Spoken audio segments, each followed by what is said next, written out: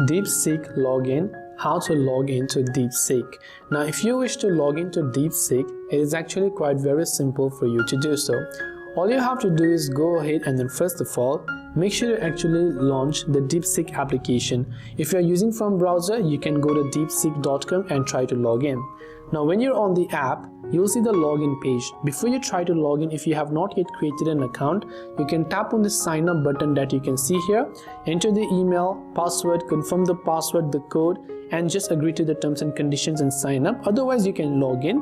Now to log in, what you can also do is before you enter with an independent email or password, you can also log in using either your Google account or your Apple ID if you have linked your services with them. So if that's totally up to you, you could go ahead and do that. Otherwise, you can simply choose to enter your email address right over here, and then once you enter your email, go ahead and then enter your password.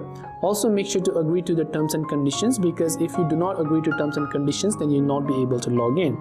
In case sometimes you happen to forget your password, you can tap on forgot password button there. Simply enter the email address, send the code, tap on continue and try to log in, and you should be able to successfully log in to DeepSeek. So once you've done all the steps, you'll be able to log in without any issue.